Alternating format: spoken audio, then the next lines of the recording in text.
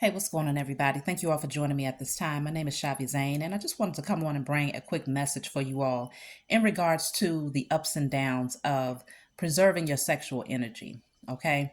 So, the good thing about preserving your sexual energy is that, first of all, you're very careful about who you allow into your auric field. Okay. Because obviously, sex is far more than just a physical act.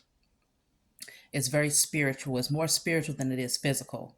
And so it gives you the opportunity to ensure that whoever you're allowing into your space is in alignment with you. Because if they're not, it has the ability to corrupt your energy. People carry spirits, they carry energy. We are all energetic beings. And so, if that person is still dealing with unhealed wounds, if they're still dealing with traumas, addictions, unhealthy thoughts and behavior patterns, then likely if you connect with them on a sexual level, you can guarantee that somehow that energy is going to transfer over to you. And you might not express it the same way that they express it, but it's going to affect you in some way.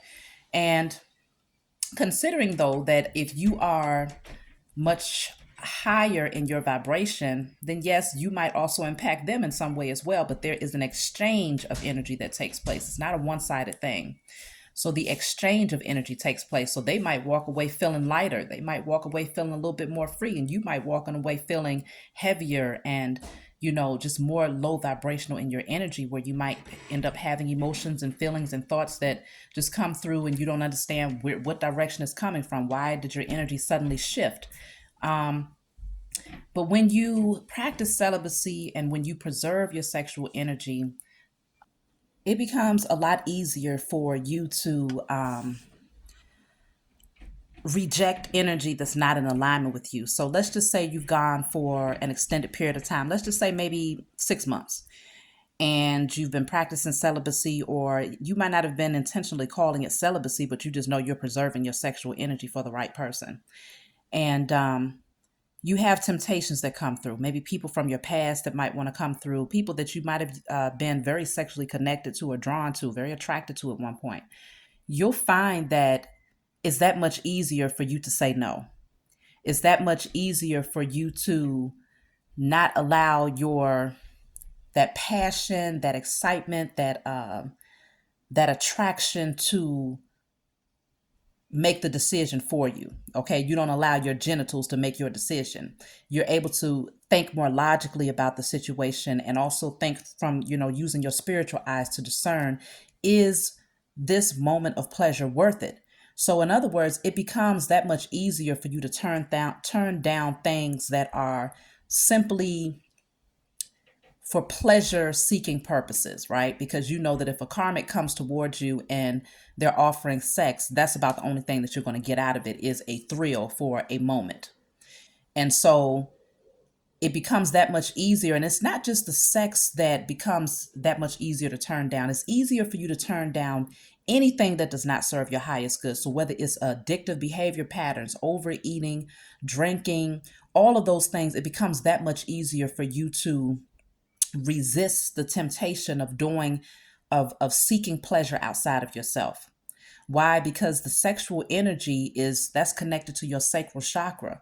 And so once you once you develop this discipline when it comes to your sexual energy, then anything else that is considered a pleasure seeking behavior pattern that is outside of yourself, it becomes that much easier to reject, because you have preserved the most valuable essence of yourself, or one of the most valuable parts of what you have to offer others.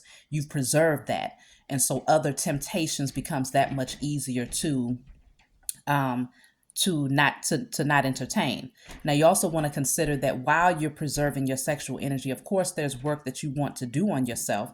You want to be intentional about destroying and releasing all unhealthy sexual patterns, unhealthy thoughts, unhealthy sexual connections and cord attachments to the past, unhealthy pleasure seeking behavior patterns, unhealthy codependencies. You're doing the spiritual work while you're preserving your sexual energy. But also consider too that your tolerance level becomes very minimum. Okay. You have a short tolerance for BS. You have a short tolerance for unnecessary drama. Because, see, drama, toxicity, anything that gets that adrenaline rush going, arguing, all of that stuff is connected to a overactive sacral chakra, because it gets that adrenaline going, and it gives you that rush, it gives you that high. Even if it's not one that feels so good, it still it still feels that void of needing to feel some sort of excitement, good or bad. Okay. And so when you start to preserve your sexual energy, you're not even interested in arguing with people. You're not interested in creating or holding on to friendships where it's just about drama and all they do is talk about others or gossip about others. You don't get that adrenaline rush from that type of energy anymore. And you're no longer seeking that adrenaline rush in that manner. So preserving your sexual energy actually has perks beyond the bedroom. It has perks beyond creating unhealthy soul ties. It's much deeper. So it's very important to see it from that perspective, because you'll be able to see that even if, let's just say, you had certain patterns of, overeating, um, or overworking or anything like that, you'll find that you'll be able to taper back on those things, and it becomes that much more easier to discipline yourself when you preserve your sexual energy. Now, the downside, I guess if you want to call it a downside, because I don't see too many downsides of celibacy or preserving your sexual energy, but if you still have work to do in terms of healing yourself and coming into the understanding of what your purpose is, then I guess the downside of not having someone there to, you know, climax with, I guess you could say, is that you now have to find ways to find pleasure in life.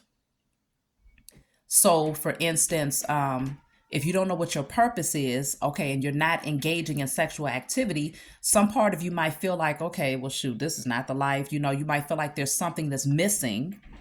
And so you might seek some form of pleasure to replace what you're not engaging in, which is the sex.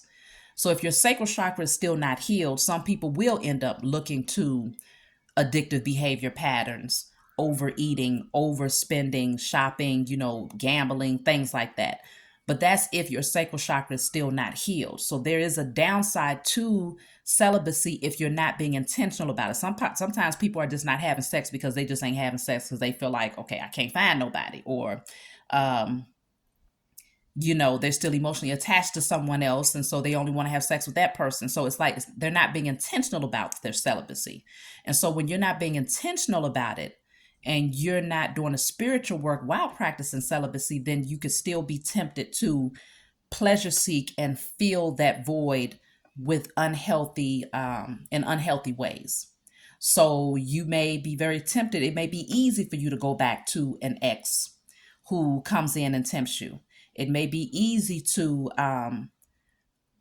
go and gamble or overeat or overspend. You see what I'm saying? So it's very important that if you're going to practice preserving your sexual energy, do it with intentions. Do it with the intentions of clearing yourself of all unhealthy patterns and temptations to go towards people, places, and things that does not serve your highest good. And you'll find that over time, your cutoff game will be very, very easy. Like, you will see it, you will recognize the drama, you will recognize the toxicity, and right away you'll reject it. I don't care how sexy that person is. I don't care if they are a Idris Elba walking towards you. You will be ready to cut it off and to go into a whole different direction if you see an energy that person is projecting that's not in alignment with the energy that you have created for yourself, the peace and the balance that you have created for yourself. So it's very important to see it from that perspective and to understand that there's many different benefits to preserving your sexual energy, and to not be tempted to allow the wrong people to come back in just because you haven't learned how to find your own pleasure in life, because a lot of times that's all it is. People might come in at the perfect moment when you're just feeling bored and you feel like, man, I haven't had none in a minute. And then it's like, oh, but this person, I'm still attracted to them, or oh, I know that they can get me there. But then by the time you're done with that situation, you might get a couple of good ones in where you feel like, oh, this is the life. But give it enough, just it won't even take that long. If that person is toxic, it won't take that long for you to realize, like, oh no, this person has come in and now I got to practically do what's necessary to get yourself cleansed and purified and purged all over again, because now you've taken on many of their demons. You've taken on many of their low vibrational thoughts and emotions and unhealed wounds and things like that. And if you have done a lot of work on yourself to raise your vibrations, you've made an exchange that was not reciprocal. It was not equal give and take. You're giving them that positive energy that you've created, and they're exchanging with you that negative energy that they've been holding on to. So now they walk away from it feeling fantastic. You walk away from it feeling drained and feeling guilty and ashamed and all types of stuff. And so, really consider the benefits, okay? So I guess that's my message for you all. I didn't have much that I wanted to say, but I was thinking about that earlier, so I thought I'd share it with you. If you have any comments to add, please leave it down below, like and subscribe. And for those of you who have been getting the 10-minute sessions, so I do those on video. Whatever you send me 2 questions for $20, and I will send you the link to your own personalized video to answer those questions. That's for those of you who don't necessarily want a full out reading. You just want to ask a couple of questions. That's how I go about doing that from now on. So that's going to be going on indefinitely, okay, until I decide otherwise. But I feel like we'll be doing this for a minute because I see that you all enjoy that, and I actually enjoy that method as well. I do still offer full readings for those of you who want a 30-minute session or an hour session. I offer 2 different prices for both of those. And so that's my message for you all. I love you, and I'll talk to you all next time.